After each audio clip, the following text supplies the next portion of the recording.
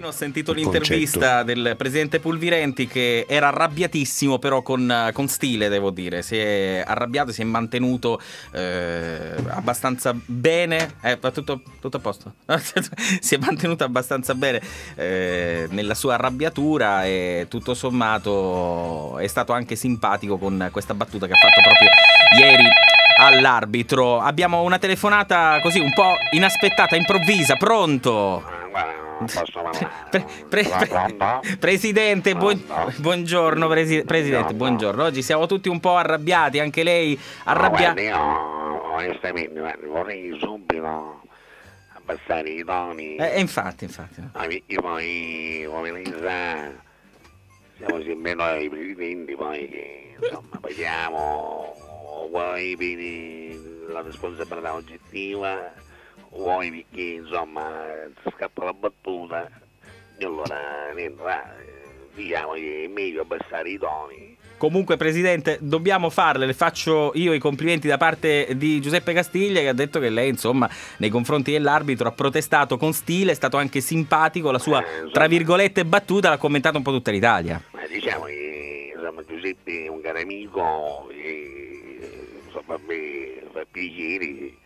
Lui per me insomma è un comico che vale, diciamo che dà lustro alla nostra città, proprio come Catania.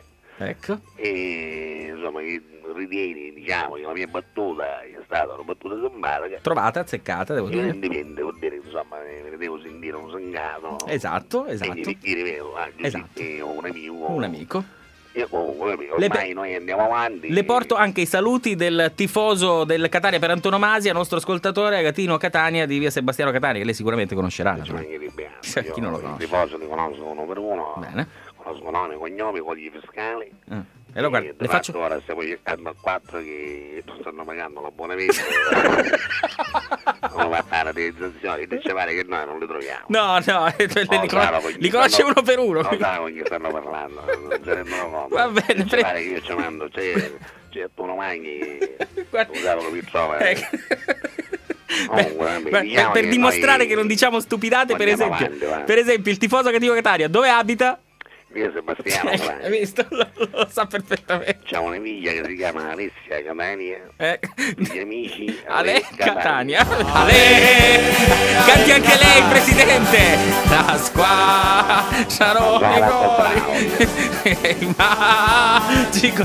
Presidente, canti! E poi volevo ringraziare chi ci sta dando, diciamo, l'opportunità anche di... Sì. Diciamo di portare insomma un po' di tranquillità al tifoso catanese che insomma gli vogliamo dire che noi ce la stiamo mettendo tutta. Ieri la squadra ha fatto bene, una bella partita. Il Catania ha tentato in tutti i modi di fare quello che è una squadra fuori casa con gambe imbottate come Roma, certo. Fare, e l'ha fatto, è andato molto vicino a tante segnature, poi è successo quello che sappiamo. Io voglio calmare i toni, esatto, e quindi ci dico all'arbitro veramente insomma che tirasse una curva. Piano, Presidente. Ci sono momenti in cui uno poi mette la calma, capisci?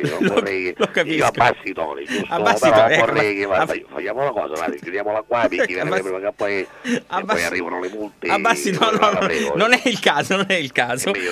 La saluto, Presidente, grazie. A risentirci.